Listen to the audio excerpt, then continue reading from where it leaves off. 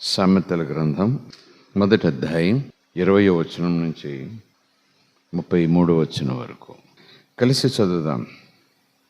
Start చేయండి. జ్ఞానము వీధులలో కేకలు వేయుచున్నది, బిగ్గరగా పలుకుచున్నది.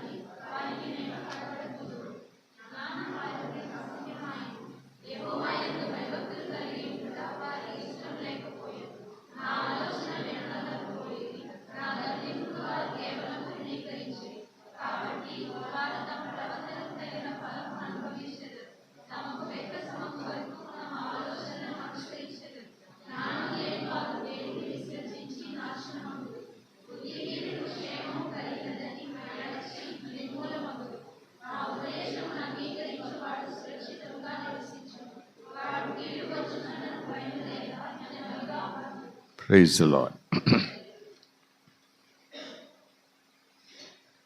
20వ వచనం నుంచి దాదాపు 28 వరకు రిపీట్ చేయను, కానీ 29 నుంచి చదువుతాను. నేను రాత్రి చదువుకున్న మాట గలతీయులకు రాసిన పత్రిక 6వ అధ్యాయము 6-7 వచనాలు అనుకుంటాను, కలిసి చదువుకున్నాం. కాస్త వెనక్కి వచ్చి 5వ అధ్యాయము చివరి వచనాలు 2 చదువుకొని కంటిన్యూ చేశాం. 6లోకి వచ్చి 1 నుంచి 7 వచనాలు మనం చదువుకున్నాం నిన్న రాత్రి. అంశం ఏంటంటే మోకింగ్, వెక్కిరించుట. సో ఇప్పుడు 29 నుంచి 33 వరకు చదువుతాను. జ్ఞానము వారికి అసహ్యమైన, యెహోవా యందు భయభక్తులు కలిగి ఉండుట వారికి ఇష్టం లేకపోయాను. నా ఆలోచన విననొల్లకపోయిరి,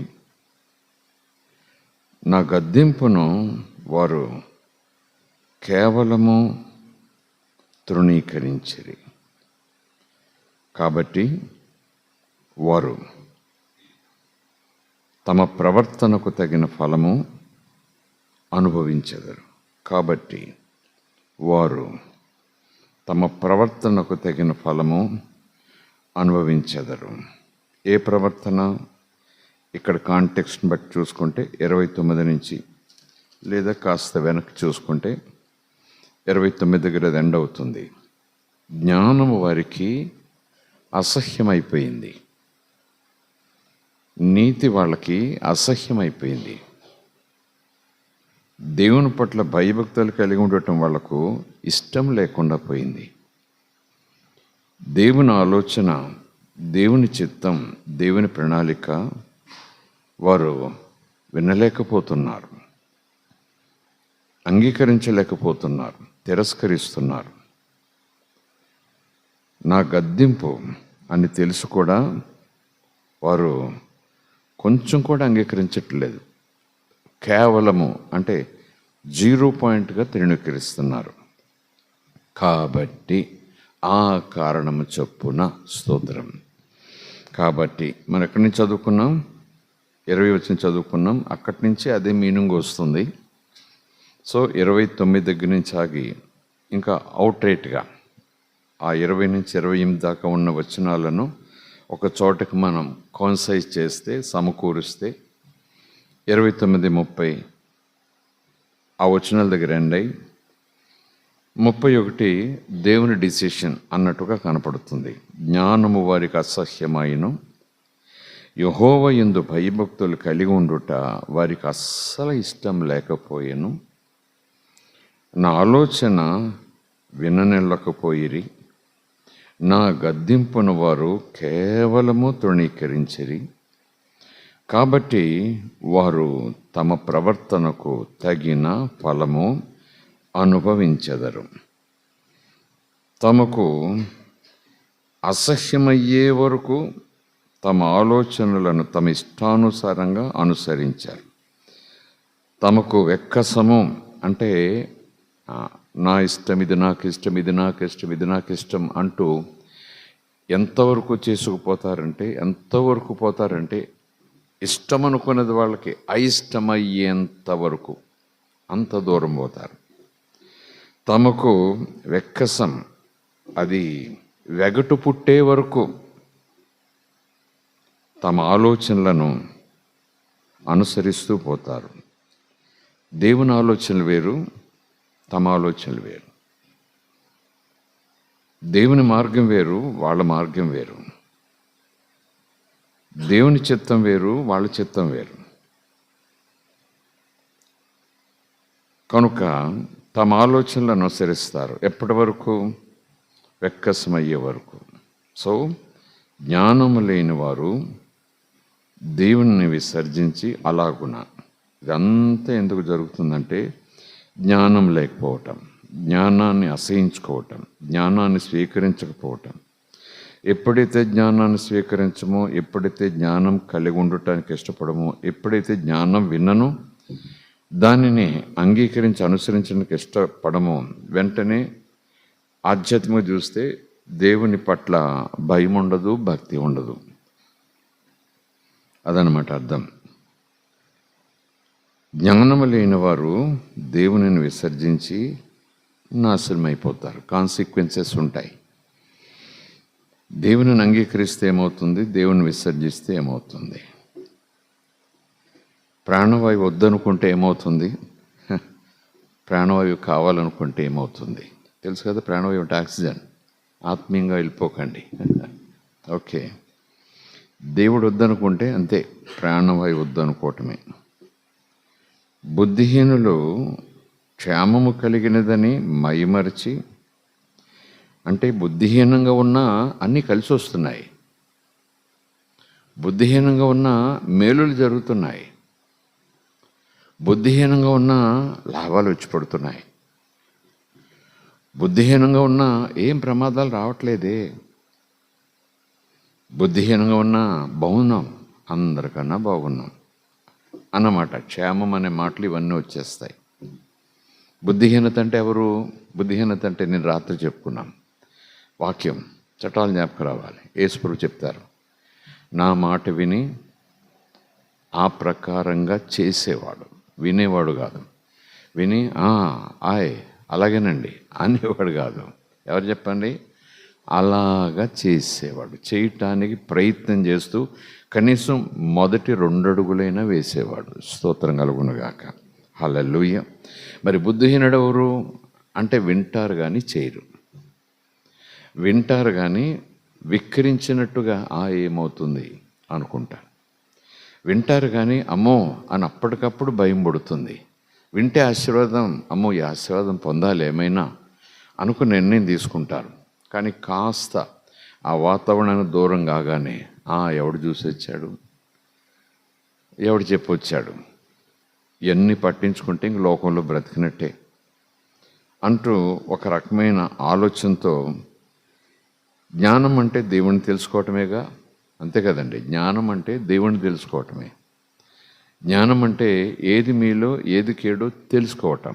బుద్ధి మేలైన దానిని ఎన్నుకోవటం. స్తోత్రం కలుగునుగాక. బుద్ధిహీనత అంటే జ్ఞానము కలిగి ఉన్నను కీడు కావాలని కోరుకోవటం బుద్ధిహీనత. యేసుప్రభు ఏం చెప్పినా మేలేదో కీడుదో చెప్తాడు, మేలు స్వీకరించమని చెప్తారు. సో బుద్ధిహీనులు క్షేమము కలిగినదని, కలుగుచున్నదని, కలుగుతుందని. ఇక్కడ ఒకటి ఉందనుకోండి, పాస్ట్ టెన్స్, కలిగింది. బుద్ధిహీనత అంటారు. దేవుని నమ్ముకోకపోతే ఇలాగైపోతావు అలాగైపోతావు అంటారు. బాగున్నాను కదా, అందరూ బాగున్నారు కదా, మనకన్నా బాగున్నారు కదా అన్నట్టు. బుద్ధిహీనులు అలా క్షేమం కలిగిందని మైమరిచిపోయి, మైమర్పు అంటే చెప్పండి, ఇంకేం పట్టించుకోం, అదొక మత్తు. మైమర్పు అంటే అదొక మత్తు, అదొక భ్రమ, అదొక ఆవరింపు, అదొక అన్ఎక్స్ప్లెయినబుల్ అట్మాస్ఫియర్ అన్నమాట. ఏంటో మత్తులోకి వెళ్ళిపోయినట్టు అనిపించింది నాకు. ఒక ఇంగ్లీష్ కుల చెప్పాలంటే, సైకాలజీ ప్రకారం చెప్పాలంటే హిప్నోసిస్. ఎందుకంటే మనం ఒక రకమైన భ్రమలోకి వెళ్ళిపోతాం, ఒక రకమైన ట్రాన్స్లోకి వెళ్ళిపోతాం. ఇది కూడా చూస్తే మైమర్చిపోతాం. మైమర్చి అంటే ఇంకా అన్నీ మర్చిపోతాం. చివరికి ఏమవుతుంది? మైమర్చి చివరికి నిర్మూలమైపోతారు. నాశనం అంటే భూమి మీద నాశనమా, ఆత్మ సంబంధంగా నాశనమా? భూమి మీద నష్టము మరణము అని ఉంటుందేమో కానీ యేసుప్రభు పెట్టిన పేరు నాశనం అనేది ఆత్మ విషయంలో. ఒకవేళ భూ సంబంధంగా చాలామంది నాశనమని, అక్కడ యుద్ధం జరిగిందట, మిసైల్స్ పడ్డాయట, మొత్తం దేశం అంతా నాశనం అయిపోయిందంట, కరువు వచ్చింది, పంటంతా నాశనం అయిపోయింది అని పదమైతే వాడొచ్చేమో కానీ చంపుట, నాశనం చేయుట అనే పదాలకు అర్థం వచ్చేలాగున లేఖనం ప్రకారం తర్జుమాను బట్టి ఆలోచన చేస్తే యేసుప్రభు శిష్యులతో హెచ్చరిక చేస్తూ చెప్పిన సందర్భం, మీ శరీరమును చంపేవానికి మీరు భయపడొద్దు, కానీ శరీరమును ఆత్మను కూడా నరకములో పడవేసి నాశనము చేయగల వానికి భయపడండి. So just for understanding, for meditation only. ఏదో పండితుల్లాగా నాశనము మరణము అని అక్కడ దాకా పోవద్దు, కానీ అవగాహన కోసం చెప్తున్నాను అంతే. సో జ్ఞానం లేని వారు అంటే వాక్యాన్ని తిరస్కరించేవారు, అంటే వాక్యాన్ని విసర్జించేవారు, అంటే వాక్యం ద్వారా గద్దింపును లెక్క చేయని వారు, క్రమపరచడాన్ని లెక్క చేయని వారు, వాళ్ళు ఎక్స్పెక్ట్ చేస్తారు లాభం పొందుతామని, కానీ దేవుడు సత్యం పలుకుతాడు, వాళ్ళు నష్టపోతారు, వాళ్ళు నాశనం అయిపోతారు. బుద్ధిహీనులు క్షేమము కలిగినదని మైమరిచి నిర్మూలమైపోతారు. ఇప్పుడు మైమరిచి ఇద్దరు ఇల్లు కట్టుకున్నారు, ఇద్దరు పునాదులు వేసుకున్నారు, ఇద్దరు 3 అంతస్తులు కట్టుకున్నారు, ఇద్దరు పెయింట్లు వేసుకున్నారు, ఇద్దరు చక్కటి ఫర్నిచర్ పెట్టుకున్నారు, ఇద్దరు గృహప్రవేశం చేశారు. ఇద్దరిని చూసి ఊరంతా సంతోషించింది. ఒకళ్ళని చూసి బుద్ధిహీనుడు అనుకున్నారు, ఒకళ్ళని చూసి బుద్ధిమంతుడు అనుకున్నారు. ఒక వ్యక్తి ఇల్లు కట్టుకుంటే 3 సంవత్సరాలు పట్టింది, మరొక వ్యక్తి ఇల్లు కట్టుకుంటే 3 నెలలు పట్టింది. 3 అంతస్తులే. కానీ అందరూ అనుకున్నారు క్షేమం, సూపర్, 3 అంతస్తులు. అందరూ మెచ్చుకున్నారు. తెలివి అంటే ఎలా ఉండాలి, జ్ఞానం అంటే ఎలా ఉండాలి, చురుకుదనం అంటే ఎలా ఉండాలి, టెక్నాలజీ అంటే ఎలా ఉండాలి అంటూ లోకానికి తెలిసినంత మెప్పులన్నీ ఈ వ్యక్తికి వచ్చాయి. యేసుప్రభు చెప్తారు, వానలు కురిసెను, వరదలు వచ్చెను, లేదా వానలు కురియును, వరదలు వచ్చును. అప్పుడు తేలింది ఆ టెక్నాలజీ వ్యవహారం అంతా. అప్పుడు తేలింది ఆ బుద్ధి, తెలివి, జ్ఞానం, చురుకుతనం త్వరగా. లోకం మెప్పంతా కూడా కనురెప్పపాట్లో దాని పాటు అంటాడు. అది పడిన విధానం చూస్తే కనపడదు, ఇటుక ముక్క కూడా ఉండదు అన్నట్టు. భూమి కదిలింది, వర్షం వచ్చింది, భూమి కదిలింది, వరద వచ్చి కొట్టుకుపోయింది, ఇటుక ముక్క కూడా అక్కడ లేదు. అంటే దాని పాటు చాలా గొప్పది అంటాడు. అది పడిపోవటం చాలామంది ముక్కు మీద నేలుచుకుని ఇంతగా చెప్పుకుంటారు. ఇంత ఎలా కనపడింది, ఎక్కడ పోయింది బిల్డింగ్, ఎక్కడ పోయింది, మనం అందరు ఇలాగ అనుకున్నాం అలాగ అనుకున్నాం, అసలు ఏం కనపట్టలేదు, ఒక అంతస్తు కూడా లేదు, స్తంభాలు కూడా లేవు. దాని పాటు చాలా గొప్పది అంటాడు. అంటే దాని మీద దాని నాశనం అన్నమాట. జ్ఞానాన్ని తిరస్కరిస్తే, దేవుని వాక్యాన్ని తిరస్కరిస్తే, దేవుని నడిపింపును తిరస్కరిస్తే, దేవుని నడిపింపును తిరస్కరించడం క్షేమం అనుకుంటారు. అంటే బుద్ధిహీనులు కదా. క్షేమంగానే వాళ్ళకు ఉండొచ్చు, కొంతకాలం క్షేమం కూడా రావచ్చు. లోకం కూడా అంతే కదా. దేవుని నమ్ముకున్న వాళ్ళు అమ్మకన్నా బాగున్నారు. దేవుని నమ్ముకున్న వాళ్ళేమో చెమటోడ్చి ప్రతి చెమట బిందువు పోగేసుకుంటే అప్పుడు వెనకేసుకుంటున్నారు. నీతి అవినీతి అనే వాళ్ళందరూ కూడా చాలా చాలా స్పీడ్గా పైకి వెళ్ళిపోతున్నారు. కానీ ప్రభు అంటారు, నీ ముందు ప్రభువుని ఎరుగున వారు, దేవుని పట్ల భయభక్తి లేని వారు హెచ్చింపట్టని చూసి నువ్వేం బాధపడకు, నువ్వేం కంగారు పడుకో. వాళ్ళే బాగున్నారని వాళ్ళ మీద దృష్టి పెట్టుకో. వాళ్ళ ముందు నాశనం ఉన్నదనే సంగతి వాళ్ళకి తెలియదు. ఒకడు లోకంలో ఉన్నదంతా సంపాదించుకొని వాడు ఆత్మ నరకంలో పడేసుకుంటే వాడికి ఏం ప్రయోజనం? స్తోత్రం కలుగునుగాక. సో జ్ఞానము లేని వారు దేవుణ్ణి విసర్జించి నాశనం అవుతారు. బుద్ధిహీనులు క్షేమము కలిగినదని మైమరిచి నిర్మూలమవుతారు. నా ఉపదేశమును అంగీకరించేవాడు సురక్షితముగా నివసిస్తాడు. వాడు కీడు వచ్చినా వాడు కీడు వచ్చునన్న భయము లేక నెమ్మదిగా ఉంటాడు. స్తోత్రం కలుగునుగాక. దేవుని ఉపదేశమును వినటమే కాదు, దేవుని ఉపదేశమును అంగీకరించేవాడు, నమ్మేవాడు ఎలా ఉంటాడు? సురక్షితముగా నివసిస్తాడు.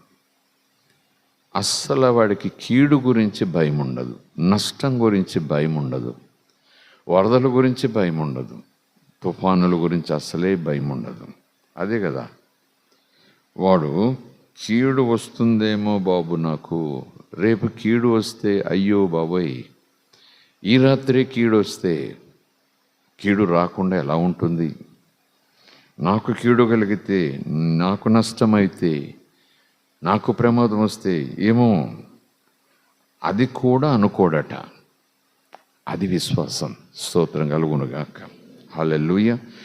కలగదని కాదు, గాయం అవదని కాదు, నష్టం రాదని కాదు, అవి అలాగ ఉంచండి. కానీ ఈ మాటలు వెనుకున్న ఆంతర్యాన్ని, తాత్పర్యాన్ని మనం అర్థం చేసుకోవటానికి ప్రయత్నం చేస్తున్నాం. నా ఉపదేశమును అంగీకరించేవాడు సురక్షితముగా నివసిస్తాడు.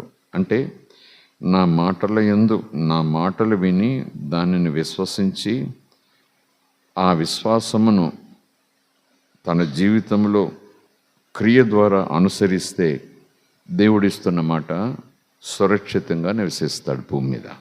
వానలు కురిసిన, వరదలు వచ్చిన వాడు నమ్మినవాడు, నమ్మి ఆ ప్రకారంగా జీవించేవాడు కీడు వస్తుందన్న భయం లేకుండా నెమ్మది కలిగి నిద్రిస్తాడు. ఎప్పుడూ శాంతి కలిగి ఉంటాడు. దేనికి బెంగ ఉండదు, దేనికి చింత ఉండదు. అంటే చింత అంటే ఆలోచన కూడా ఉంటుంది. పిల్లలను ఎలా పెంచాలి, పిల్లల భవిష్యత్తు ఎలా తీర్చిదిద్దాలి, పిల్లలకి ఏదో ఒకటి సంపాదించి వెనక ఇయ్యాలి, ఆ ఆలోచన సహజమే, అది లేఖనానుసారమే. కీడు వచ్చినన్న భయం, ఆ కాంటెక్స్ట్లో చూసుకుంటే ఎలా ఉంటానో ఏంటో, పిల్లలు ఎలాగ ఉంటారో ఏంటో, వాళ్ళకి ఏమైనా ఇవ్వగలనో లేనో, ఇది ఒక లెవెల్. అది కూడా ఉండాల్సిన పని లేదు, ఉండకూడదు అని ప్రభు అంటారు. నీతిమంతుని పిల్లలు భిక్షమెత్తుకోవటం ఎవరు చూడలేరు. ఎందుకంటే నీతిమంతుని పిల్లలను ఆ నీతి, ఆ దేవుని నీతి ఎప్పుడు ధనవంతులుగా తీర్చిదిద్దుతుంది. స్తోత్రం కలుగునుగాక. వాడు కీడు వచ్చిన భయం లేక నెమ్మదిగా ఉండును. ఎందుకు ఈ మాటలు రిపీట్ చేశానంటే 30-31 వచనాలు.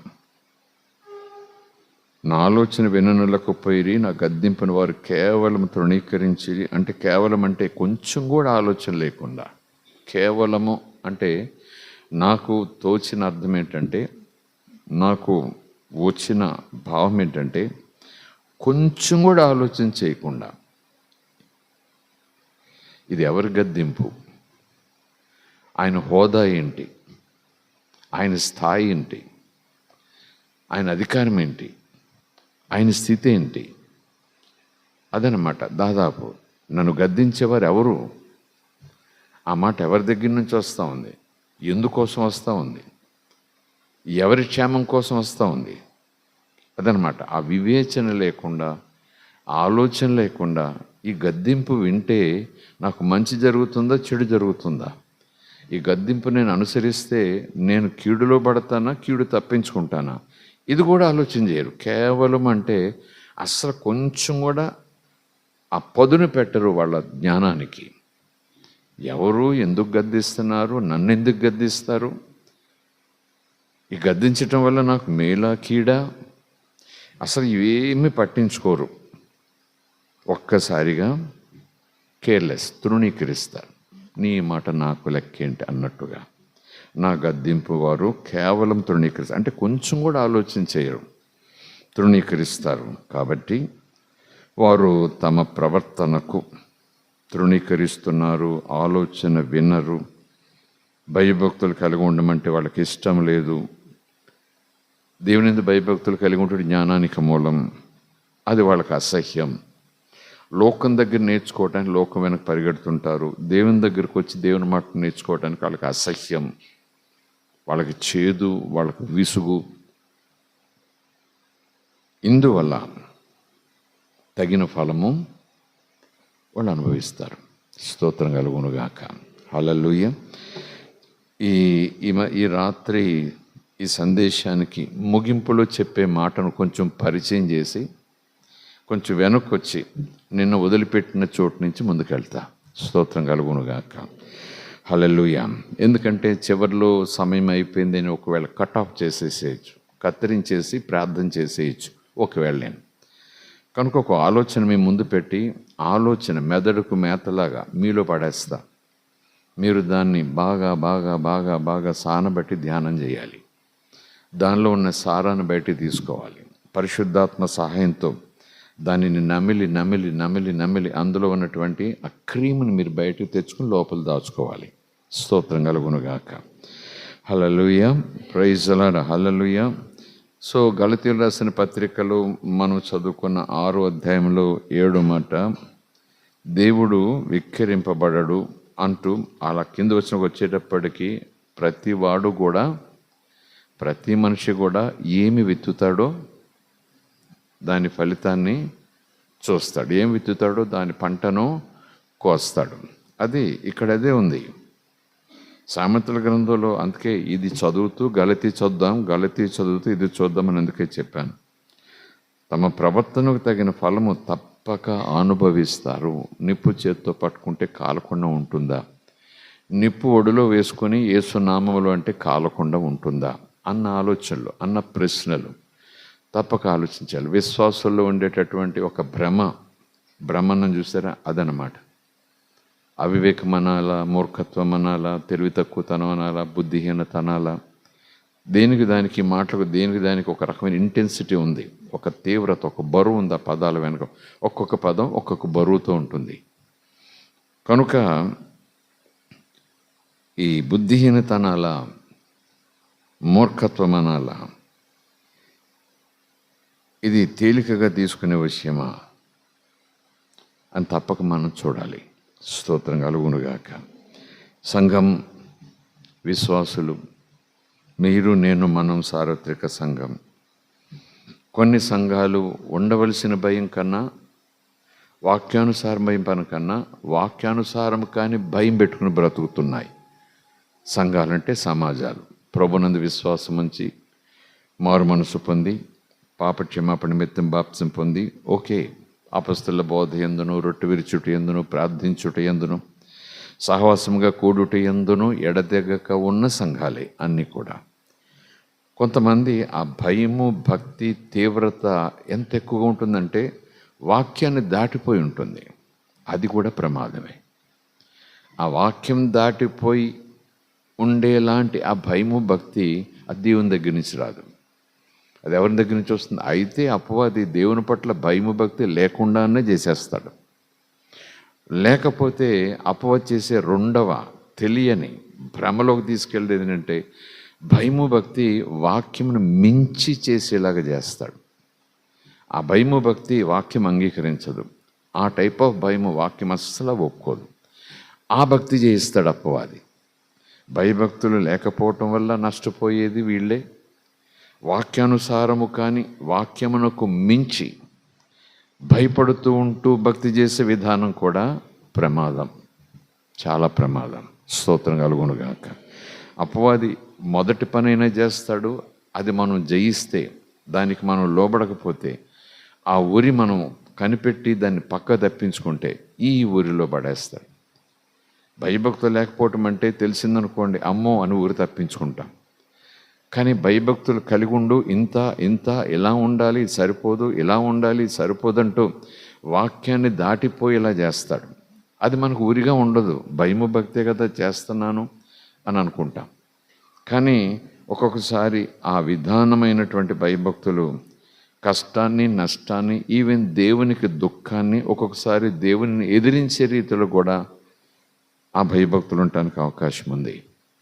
వాక్యం ప్రకారం ఈ రోజు అంశం ప్రకారం చూసుకుంటే, సామెత గ్రంథంలో తప్పక తన ప్రవర్తనకు అతడు ఫలితాన్ని చూస్తాడు. అక్కడ కూడా మనిషి ఏమి విత్తుతాడో అది కోస్తాడు. ఇందులో 2 గుంపులు గలతీ సంఘానికి వ్రాస్తున్నారు. గలతీ సంఘం అంటే అందులో అన్యులు ఉన్నారు, ఈవెన్ యూదులు ఉన్నారు. యూదులంటే ఇజ్రాయేలీలు. ఇజ్రాయేల్ అంటే ధర్మశాస్త్రంలో నుంచి ప్రభువులకు వచ్చినవారు. అన్యులంటే వాళ్ళకి ధర్మశాస్త్రమే లేదు, కానీ వాళ్లకు కూడా యేసు ప్రభువుగా ఉండాలనుకున్నాడు, వాళ్ళను కూడా రక్షించుకోవాలనుకున్నాడు. కనుకని కొన్నేళ్ళ ఇంటికి పేతుడిని కావాలని వెళ్ళి సువార్త చెప్పించి వాళ్లకు కూడా తన ఆత్మని ఇచ్చేసి పేతుడి చేత చక్కటి సత్యం బయటకు వచ్చేలా చేశాడు. వీళ్ళు అన్యులు, సున్నత లేని వాళ్ళు, ధర్మశాస్త్రం వీళ్ళకి అక్కర్లేదు, అసలు దేవుడు వీళ్ళకెందుకు, వీళ్ళకి చాలామంది దేవుళ్ళు ఉన్నారు అని అనుకోవాల్సిన వ్యక్తి ఈ దేవుడు చేసిన ఆ గొప్ప కార్యం చూసి ఆశ్చర్యపోయి, దేవుడే తన ఆత్మను వీళ్ళకి ఇచ్చేస్తే ఇంక బాప్తిజం తీసుకోకుండా ఎవరు అప్పచేస్తారు బాప్తిసాలు? ఇవి మీకు కాదు, యూదులకి, రక్షణ యూదులకి, యేసుప్రభు యూదులకి, మెస్సయ్య యూదులకి, యెహోవా యూదుల దేవుడు అంటూ ఒక కన్ఫైన్మెంట్లోకి వెళ్తున్నారు వాళ్ళు. అందుకే సౌలుతోటి, లేదు పౌలుగా మార్చబోయే సౌలుతోటి యేసుప్రభు అంటారు, అన్యులకు నిన్ను అపోస్తులుడుగా పెడుతున్నాను, స్తోత్రం కలుగునుగాక. అంటే అన్యజనులు కూడా నమ్మి బాప్తిసం పొందితే వాళ్ళు కూడా పరలోకి రావాలి, అందరూ నాకు కావాలి, అంతటా అందరూ మారుమనసు పొందాలి, ఏ ఒక్కరు నశించిపోవటం నాకు ఇష్టం లేదు. సో గలతీయులు రాసిన పత్రిక జ్ఞాపకం చేసుకుంటూ ఆ గుంపులో ఎవరున్నారు, ఎందుకు అపొస్తలుడైన పౌలు అంత తీవ్రమైన మాట మాట్లాడాడు? నిజానికి అది అన్యుల మధ్యన మాట్లాడాలి, బజార్లో మాట్లాడాలి. ఏదో నువ్వు బోధకుడు వాడు చెప్పయ్యా బాబు బోధ అని కూర్చొని వింటుంటే వాళ్ళు అన్యులు కాబట్టి వాళ్ళకి భయం పుట్టేలాగున మాట్లాడాలి. అది అన్యుల కోసం కాదు కదా, గలతీ ప్రాంతంలో ఉన్న దేవుని సంఘానికి, విశ్వాసులకు. అందులో 2 గుంపులు. ఒకటి యూదులై రక్షణ పొందినవారు, ధర్మశాస్త్రంలో నుంచి వచ్చి ధర్మశాస్త్రమే నిష్ఠ, నియమము, మడి, తడి, దీపము, నైవేద్యము, బలి, సున్నతి అంటూ చాలా నిష్ఠగా పండగలు, ఆ గుడారాలు, హడావడి, రాత్రి పగలు, విశ్రాంతి దినం అంటూ తీవ్రంగా వెళ్ళే, అందులో నుంచి స్వేచ్ఛ, యేసుని నమ్ముకుంటే విశ్వాసం, ఏ శిక్ష లేదు, స్తోత్రం కలుగునుగాక. ధర్మశాస్త్రం కొంచెం కుడికెళ్ళావా శిక్ష, ఎడంకొచ్చావా శిక్ష, ఆగిపోయేవా శిక్ష, అది ఆ సెటప్లోంచి వీళ్ళు యేసులోకి వచ్చారు. వీళ్ళేమో ధర్మశాస్త్రం లేదు, దేవుళ్ళు, సృష్టి అంతా దేవుళ్ళే, సృష్టిలో ఉన్న ప్రతి దృశ్యం దేవుళ్ళే. కనుక వాళ్ళకు కూడా ఈ దేవుడి దగ్గరైపోయాడు. వీళ్ళదేమో విచ్చలవిడి స్వేచ్ఛ, వాళ్ళదేమో ధర్మశాస్త్రాన్ని విడిచిపెట్టకుండా ప్రభువులకు రావటం, ప్రభువులకు వచ్చిన ధర్మశాస్త్రాన్ని విడిచిపెట్టలేకపోవటం, అది ఇబ్బంది, అది దేవుని విక్రించినట్టే. అదనమాట అపొస్తలుడైన పౌలు గలతీ సంఘానికి, అక్కడున్న విశ్వాసులకు ఆ మాట 6వ అధ్యాయంలో రాయటంలో కారణం ఏంటంటే, ఉత్తరంలో చివరి పేర 2 గుంపులు ఉన్నాయి అక్కడ. అవిశ్వాసులు లేరు, సంఘంలో అవిశ్వాసులు ఉండరు, నోవే. 2 గుంపులు ఉన్నాయి. విశ్వాసుల గుంపులు వాక్యంలో ఎదుగుతున్నారు, ప్రభు బలలో ఎదుగుతున్నారు, సహవాసంలో ఎదుగుతున్నారు, ప్రార్థనలో ఎదుగుతున్నారు, ఆస్తులైన చోట పోగేసుకుని కలిసి తింటున్నారు. కనుక ఇటు యూదులు ఉన్నారు, ఇటు సున్నత లేని అన్యజనులు ఉన్నారు. యూదులు ఏం చేస్తున్నారంటే, పండగలు లేకపోవచ్చు మీకు, ఇంకా బలు లేకపోవచ్చు, ధూపదీప నైవేద్యం లేకపోవచ్చు, ప్రత్యక్ష గుడారపు ఆ క్రమాలు మనకు లేకపోవచ్చు, కానీ సున్నతి నో సున్నతి పొందాల్సిందే, అది మాత్రం పట్టుకున్నారు. అది మాత్రం చాలా హైలైట్ చేసేస్తున్నారు వాళ్ళు. అలాగున ధర్మశాస్త్రము పొంది, ధర్మశాస్త్రం నుంచి వచ్చిన వారు అప్పటికే ధర్మశాస్త్రాన్ని బట్టి సున్నతి పొంది అలాగున ధర్మశాస్త్రం కింద జీవించేవారు సువార్త విని యేసును అంగీకరించారు. కనుక వాళ్ళు అన్యులను ఏం ప్రెషర్ చేస్తున్నారంటే, మీరు రక్షించబడితే రక్షించబడవచ్చు, బాప్తిసం తీసుకుంటే okay, it's good, praise the lord, కానీ మీరు సున్నతి పొందాల్సిందే, ఇది లేకపోతే రక్షణ జీరో అంటున్నారు. మేము రక్షణ పొందాం, సున్నతి పొందాం చూసారా అంటూ ఒత్తిడి చేస్తూ హెచ్చరిస్తూ వాళ్ళని గలిబిలి చేసేస్తున్నారు. మరి రెండో గుంపు, యూదులు తిరస్కరించిన దేవుడు మాకు దొరికేశాడు, కృపట, దయట, జాలట, కనికరమట, దానికి ఈజ్ ఈక్వల్ టు ఏం చేసినా పర్వాలేదట. అదనమాట అర్థం. ఏం చేసినా క్షమించేస్తాడట, ఏం చేసినా క్షమించేసి చంకన పెట్టుకుంటాడట. అంటే ఎక్స్ట్రాడినరీ గ్రేస్లోకి వెళ్ళిపోతున్నారు వాళ్ళు అన్యులు. రెండు గుంపులు అక్కడ ఉన్నాయి. ఆ విషయాలు, ఆ విధానాలు, తత్వాలు పరిశుద్ధాత్మ ఇచ్చిన జ్ఞానంతో, లేదా జరుగుతున్న సంఘటనలతో, లేదా అక్కడ జరుగుతున్న వాదోపవాదాలతో, లేదా అక్కడ జరుగుతున్న వాళ్ళ యొక్క విధానం, ప్రవర్తన, వాళ్ళ నడవడిక, విశ్వాసులైన వాళ్ళ నడవడిక, అవన్నీ గమనించి ఆత్మలో ఆవేశంతో అపొస్తలుడైన పౌలు ఇటు వీళ్ళకి హెచ్చరిక చేస్తున్నాడు, అటు వాళ్ళకి, ఇద్దరికీ నేను చెప్పటలేదు కానీ అందరికీ కలిపి దేవుడు వెక్కిరించబడు. ధర్మశాస్త్రం ధర్మశాస్త్రం ధర్మశాస్త్రం అంటూ ఆ సున్నతి పట్టుకుని వేళ్లాడుతూ వీళ్ళ మీద పడతారేంటి వీళ్ళు? ధర్మశాస్త్రం కొట్టివేయబడింది కదా, ధర్మశాస్త్రం ఇంకా ఉంటే యేసుక్రీస్తు శిలువ మీద మరణించడం వేస్ట్ కదా. ధర్మశాస్త్రం మిమ్మల్ని నీతిమంతులుగా చేస్తే ఇంకా ఆయన పైనుంచి వచ్చిన మిమ్మల్ని నీతిమంతులుగా చేయటం ఏంటి? నోరు మూసుకోండి, ధర్మశాస్త్రాన్ని పక్క పెట్టండి.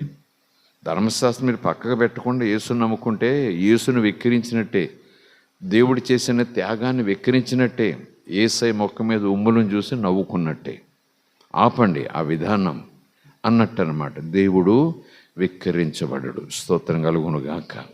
ఆయన ధర్మశాస్త్రం కొట్టివేయలేదు, ధర్మశాస్త్రం నెరవేర్పు కోసమే వచ్చాడు. యేసుప్రభు స్వయంగా చెప్పాడు, అబద్ధం ఆడాడు ఆయన, నేను ధర్మశాస్త్రం నెరవేర్చడానికి వచ్చాను, కొట్టివేయటానికి రాలేదు. స్తోత్రం కలుగునుగాక.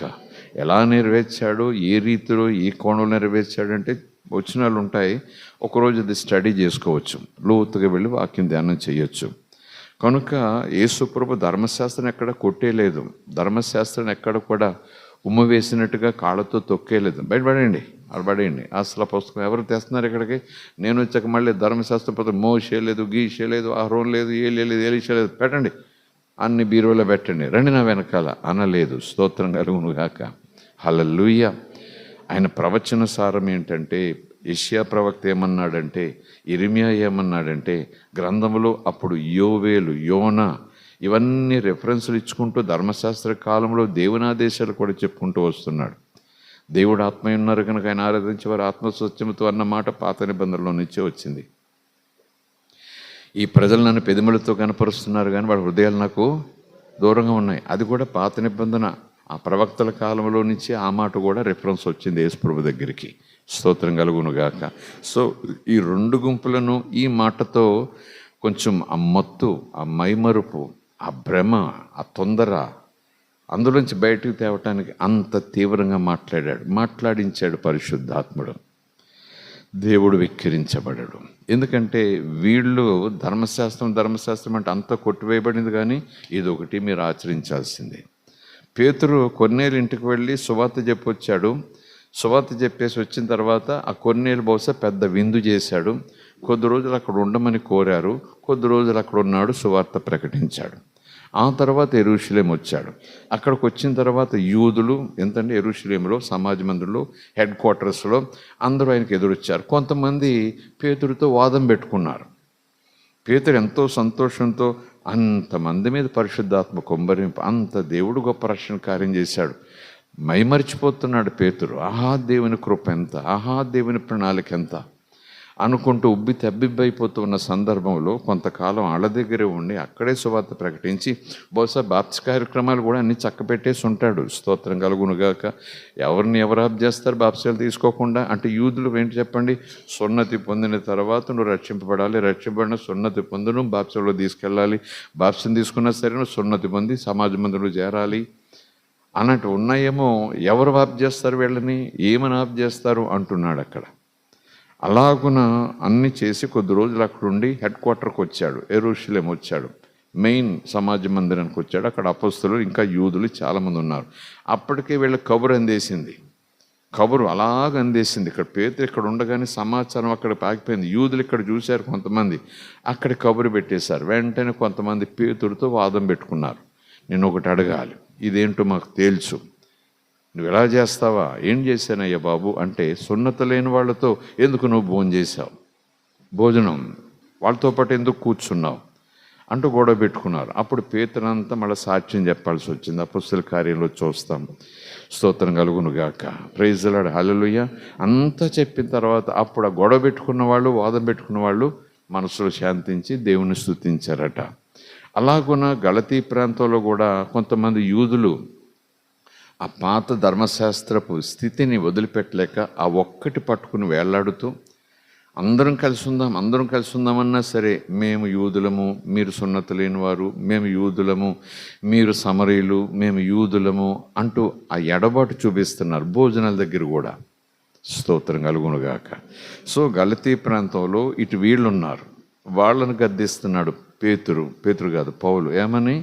దేవుణ్ణి మీరు వెక్కిరిస్తున్నారు. ఆయన నీతి, ఆయన కనికరం, ఆయన కృప, ఆయన ప్రణాళిక, ఆయన ఆలోచన ఇంత విశాలంగా ఉంటాయి. ఆయన ప్రేమ ఎందుకు మీరు దాన్ని బంధించేస్తున్నారు? ఎందుకు దాన్ని మీరు బాగా దగ్గర తీసుకొచ్చి చిక్కుముళ్ళు పెట్టేసుకుంటున్నారు అంటూ, దేవుడు వెక్కిరించబడడు, మీరు ఏమి విత్తుతారో దానికి ఫలితము కోస్తారు, చూస్తారు. స్తోత్రం కలుగునుగాక. మరి అక్కడ వీళ్ళున్నారు, వీళ్ళేం తక్కువ తిన్నారా? గ్రేస్ మీద వీళ్ళు ఎప్పుడు గ్రేస్ అనేటప్పటికి వీళ్ళు కూడా హద్దు దాటిపోతున్నారు. ధర్మశాస్త్రం లేదు, ఆహా. బలులు అవసరం లేదు, ఆహా. తరలు చింపేశాడు దేవుడు, మేము వెళ్ళిపోవచ్చట, వచ్చేయచ్చట, ఎలాగైనా వచ్చేయచ్చట, ఎప్పుడైనా వెళ్ళిపోవచ్చట, ఎప్పుడైనా వచ్చేయచ్చట, ఏం చేసినా సరేనట, పర్వాలేదట, ఏమేమి చేసేసినా పర్వాలేదంట అంటూ అదొక ఎక్స్ట్రాడినరీ గ్రేసు మైకులోకి వాళ్ళు వెళ్ళిపోయేలాగా ఉన్నారు. అన్యులు కూడా రక్షింపబడ్డాము, యూదులతో పాటు ఈక్వల్ అయిపోయాము, యూదుల దేవుడే మాకు దేవుడైపోయాడు, మాకెంత భాగ్యం ఇచ్చాడు అని ఆనందిస్తూ ఆ గ్రేస్ గురించి వాళ్ళు మిస్అండర్స్టాండ్ చేసుకుంటూ దేవుడి క్షమాపణను, దేవుని కృపను వాళ్ళు మిస్యూజ్ చేస్తున్నారు. దేవుని క్షమాపణను, దేవుని యొక్క కృపను వాళ్ళు అబ్యూజ్ చేస్తున్నారు. అర్థమైంది అనుకుంటాను కదా. కనుక వాళ్ళకి ఈ హెచ్చరిక, దేవుడు కృపను మీరు విక్రించగా చూడొద్దు, దేవుని ప్రేమను మీరు విక్రించొద్దు, దేవుడు చూపించే ఆ దయ, జాలి, కనికరము, క్షమాపణ, ఆయన దీర్ఘశాంతాన్ని కూడా మీరు విక్రింతగా తీసుకోవద్దు, ఆయన రెచ్చగొట్టొద్దు అన్నట్టు. స్తోత్రం కలుగునుగాక. Praise the lord, hallelujah. So ఆ కాంటెక్స్ట్లో మనం ఆలోచన చేస్తూ ముగింపులో చెప్పాలనుకున్న మాట ముందే చెప్తానన్నాను కదా, అది చెప్పి నేను మెయిన్ లైన్లోకి వస్తాను. స్తోత్రం కలుగునుగాక. మనలో మన మాట కాదు, అందరి మాట. ఆదిమ సంఘం నుంచి ఈ రోజు వరకు కూడా అది అందరినీ ఆలోచన చేసే మాట, అందరినీ కూడా తికమక పెడుతుందని అనను, కానీ కాస్త మెదడును తొలిచేసే మాట. ఇంతగా దేవుణ్ణి మాక్ చేస్తూ ఉంటే, ఇంతగా దేవుణ్ణి అటు అన్యులు వెక్కిరించేస్తున్నారు, ఇక్కడేమో దేవుని ప్రజలు వెక్కిరించేస్తున్నారు. అక్కడ అన్యులు కూడా ఆయన నామానికి అవమానం తెలియక, వీళ్ళు దేవుణ్ణి ఎరిగి అవమానం. ఏంటబ్బా, ఇంత వెక్కిరించినా, ఇంత దూషించినా, ఇంత అవమానించినా, ఇంతగా ఆయన ఓర్పు సహనాలను వాళ్ళు పరీక్షిస్తున్నా, ఏంటబ్బా దేవుడు పట్టించుకోవట్లేదు? Why God is allowing this mocking? Why God is tolerating this mocking? Why God is so quiet accepting this unbelievable, unbearable mocking? మనకే ఒళ్ళు మండిపోతుంది, మనకే ప్రాణం కొత్తలాడిపోతుంది. ఆ దేవుని అవమానపరచడం చూసి, ఆ దేవుని తిట్టడం చూసి. ఆ దేవుని రెచ్చగొట్టడం చూసి, ఆ దేవుని మీద ఉమ్మేయటం చూసి వాళ్ళంటే అనుకోవచ్చు, కానీ సంఘం వాళ్ళు కూడా అదే పరిస్థితి. కానీ ఎందుకు దేవుడు అలా చూసి చూడనట్టు ఊరుకుంటున్నాడు? Why God is tolerating? దేవుడు వెక్కిరించబడడు అంటే ఏదో చేస్తాడు అని ఉంది.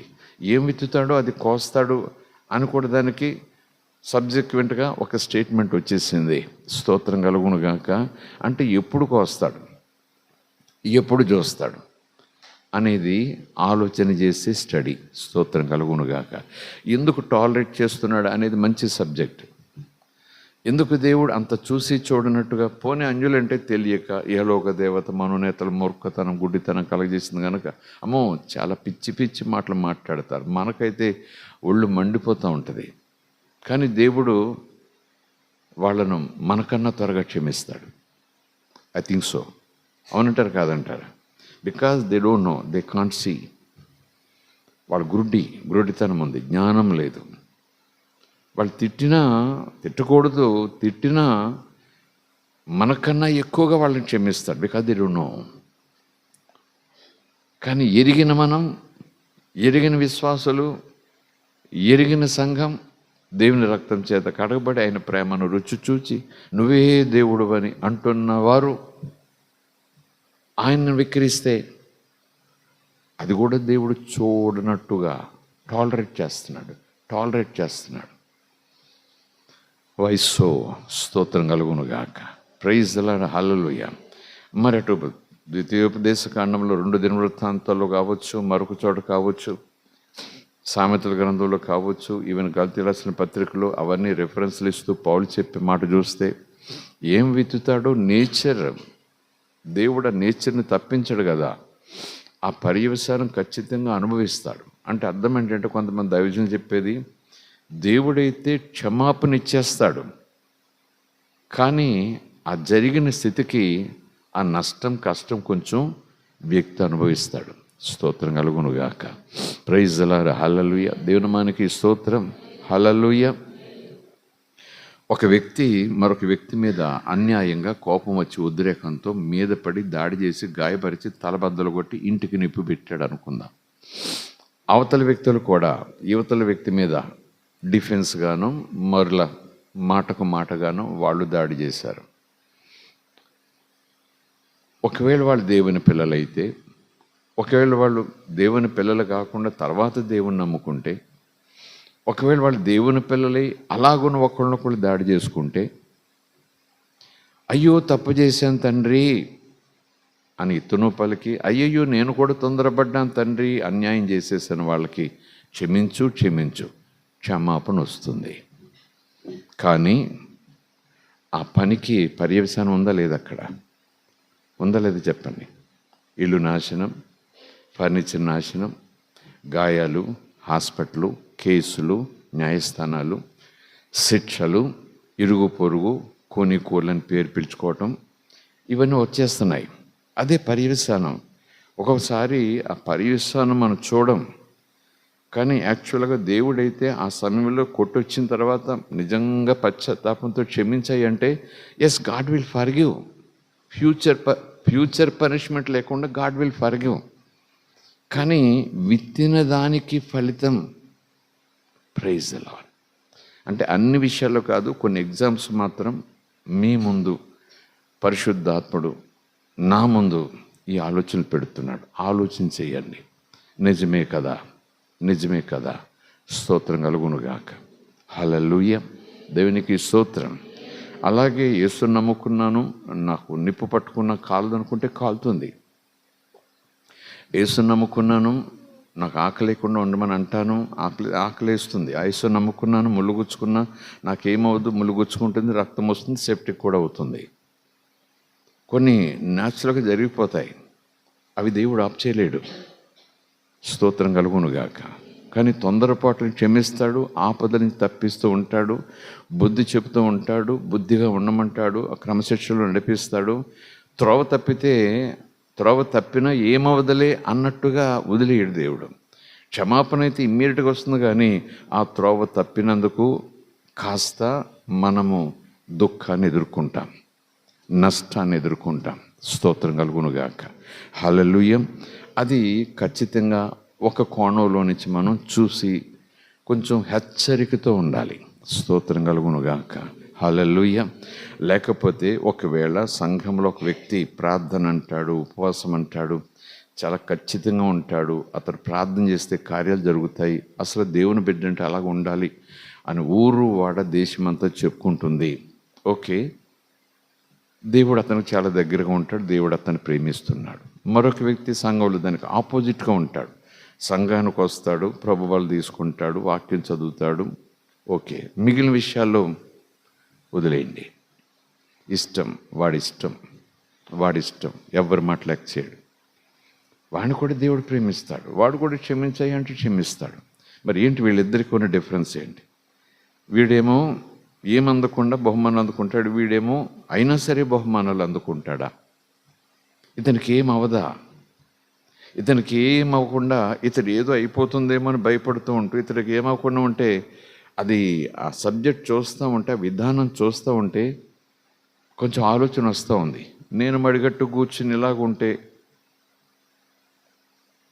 వాడు అలాగున్నా సరే దేవుడు ఆశీర్వదించేస్తున్నాడు, దేవుళ్ళు ఇంత భయభక్తులతో నన్నున్నా సరే దేవుడు కూడా అలాగ కాదు అంతకన్నా దీనంగా నన్ను ఉంచుతున్నాడు అనే తలంపు తప్పుకొస్తుంది. కనుక ఇలాంటి వచనాలు, ఇలాంటి ఆలోచనలు, దేవుడు క్షమించటం ఒక లెవెల్, విత్తిన దానికి తగిన కాన్సిక్వెన్సెస్ అనుభవించటం అదొక స్థాయి. కొన్ని దేవుడు తప్పించగలడు, కొన్ని మనం అనుభవించాలి. స్తోత్రం కలుగునుగాక. క్షమాపణ మాత్రం గ్యారంటీ, అది మాత్రం కంగారు పడకండి. క్షమాపణ మాత్రం క్షమించాయి అంటే ఉన్న పాటుని క్షమించేస్తాడు ఆయన. అంత కృపగల దేవుడు. స్తోత్రం కలుగునుగాక. Praise the lord. హల్లెలూయా. కానీ ఆ కాన్సిక్వెన్సెస్ అనేవి ఉదయానికి సాయంకాలానికి రిజల్ట్ వచ్చేది. నెల రోజుల తర్వాత ఆ కాన్సిక్వెన్సెస్ రావచ్చు. రావటలేదు కదా అని మైమరిచిపోయి అలా ముందుకెళ్ళకూడదు. ప్రతిదానికి ఒక ఫలితం ఉంటుంది. ఏమి విత్తుతామో అది కోస్తాం. అక్కడ వ్యవసాయం గురించి పౌలు గారు చెప్పటలేదు, నర్సరీ గురించి పౌలు గారు చెప్పటలేదు. ఏదో తోటలు వేస్తారేమో బాబు, మీరు బంగాళదుంపలు విత్తి కంద కావాలనుకుంటారేమో, కుదరదు. ఆ సబ్జెక్ట్ కాదు అక్కడ. కానీ విత్తడం గురించి మాట్లాడుతున్నాడంటే ఆత్మీయంగా పని, క్రియ, నడవడిక, ప్రవర్తన, మాట. మీరు ప్రేమ విత్తితే ప్రేమ కోస్తారు, మీరు పగ విత్తితే పగ కోస్తారు, మీరు క్షమాపణ విత్తితే క్షమాపణ కోరుతారు, క్షమాపణ పొందుకుంటారు. మీరు ద్వేషం విత్తితే మీకు ద్వేషం వస్తుంది పంట. నేను ద్వేషిస్తాను, నేను ప్రేమను కోసుకోవాలంటే ఇంపాసిబుల్. స్తోత్రం కలుగునుగాక. హల్లెలూయా. దేవునికి స్తోత్రం. ఇది సరిగ్గా లైన్కి వస్తుందో లేదో తెలియదు, కానీ ప్రభు మాత్రం మత్తయి సువార్తలో, ఈవెన్ లూకా సువార్తలో చెప్తారు. క్షమాపణ గురించి కూడా పేతురుతో చెప్పిన సందర్భంలో కూడా యేసు ప్రభు చెప్తారు, మిమ్మల్ని తండ్రి క్షమించాడు కనుక మీరు కూడా మీ సహోదరులను, ఇతరులను క్షమించాలి. ఒకవేళ మీరు ఇతరులను క్షమించకపోతే వెంటనే స్టేట్మెంట్ అక్కడ ఆపి వేరే 10 అధ్యాయాల తర్వాత మాట్లాడలేదు. మీరు క్షమించకపోతే అక్కడే మళ్ళీ ఇమ్మీడియట్గా అంటున్నాడంటే దానికి దీనికి లింక్ ఉందన్నమాట. మీరు క్షమించండి, తండ్రి మిమ్మల్ని క్షమించారు అనుకుంటూ వేరే సబ్జెక్టులోకి వెళ్ళిపోయి 10 అధ్యాయాల తర్వాత, 10 రోజుల తర్వాత ఎప్పుడు మళ్ళా తండ్రి కూడా మిమ్మల్ని క్షమించడు అని వేరే అట్మాస్ఫియర్లో చెప్పారనుకోండి, దీనికి దానికి లింక్ మనం పెట్టుకోం. అది ఎప్పుడు మనం చెప్పాడు, ఇది వేరే సబ్జెక్ట్ అనుకుంటాం. కానీ ఆ క్షమాపణ అనే దగ్గర ఆ సీక్వెన్స్ అలా కంటిన్యూ చేసేస్తారు. అపరాధములను క్షమించండి, తండ్రి మీ అపరాధములు క్షమించాడు గనక. ఒకవేళ మీరు అపరాధములు క్షమించకపోతే తండ్రి కూడా మీ అపరాధములను ఏమన్నారు యేసు ప్రభు? చెప్పాలి. అది అబద్ధమా నిజమా? అబద్ధమా నిజమా? అది ప్రభు నమ్ముకున్నోళ్ళ, నమ్ముకోలేనోళ్ళ? నమ్ముకోలేనో కాదు, అప్పటికే బోధ విని వెనకాల వస్తున్నారు. పేతురు కూడా అప్పటికే బాప్తిసం పొందాడు. యేసు ప్రభు కూడా మాదిరి చూపించాడు, నీతి యావత్తు ఇలా జరగాలని. ఆలోచన మెదడుకు మేత లేదు, ఆత్మకు మేత, మనసుకు మేత, జ్ఞానానికి మేత. స్తోత్రం కలుగునుగాక. మన బుద్ధికి మేత, మన నిర్ణయాలు తీసుకోవటానికి చక్కటి మేత. చేతులెత్తి స్తోత్రం చెబుదాం. హల్లెలూయా. Praise the lord. హల్లెలూయా.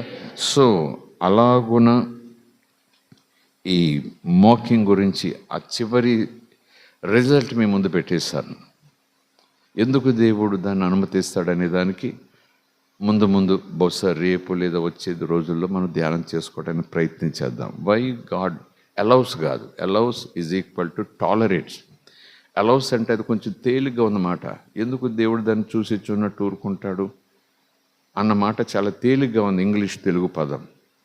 అది టాలరేట్ అనేటప్పటికీ ఆ పదం వెనకాల వెయిట్ పెరిగిపోయింది. ఏంటి అలా టాలరేట్ చేస్తాడు? నేనైతే అలా టాలరేట్ చేయను, నేనైతే ఊరుకోను, చూస్తూ ఊరుకోను అంటాను. చూసారా? Why God is tolerating such a blasphemy, such a mocking, not only by gentiles but also his own people, those who are washed by his precious blood, those who are calling him as Father, Abba, whom God is loving and God is caring, God is healing, God is protecting and providing, taking care of them day and night. Those children, those people, they are mocking the Father. How can God the Father tolerate అన్నమాట. దానికి దేవుడు మనకు చక్కటి సమాధానాలు, ఆన్సర్లు ఇస్తాడు. స్తోత్రం కలుగునుగాక. ప్రైజ్ ది లార్డ్, హల్లెలూయా. దేవుని మనకి స్తోత్రం.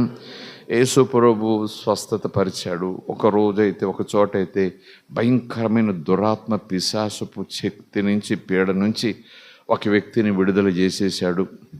ఆశ్చర్యపోయారు అందరూ. అక్కడ కొంతమంది శాస్త్రులు, ఈ పరిసయ్యులు అక్కడ కూర్చుని తట్టుకోలేకపోయారు, చూస్తూ అంగీకరించలేకపోయారు. వెంటనే విరుచుకుపడ్డారు. ఒక నిష్ఠూరపు మాట అనేశారు. నువ్వు దెయ్యాలోడివి, నువ్వు పెద్ద దెయ్యాను అన్నట్టు, నీలో పెద్ద దెయ్యం ఉందన్నట్టు. నువ్వు దెయ్యాలోడు కాబట్టే, నువ్వు దెయ్యాలకు నాయకుడు కాబట్టి అవి నీ మాట వింటున్నాయి, అందుకే పోతున్నాయి. అంత మాట అన్నారు. బయల్జెబూల్, యు ఆర్ ఏ బయల్జెబూల్ అంటారు.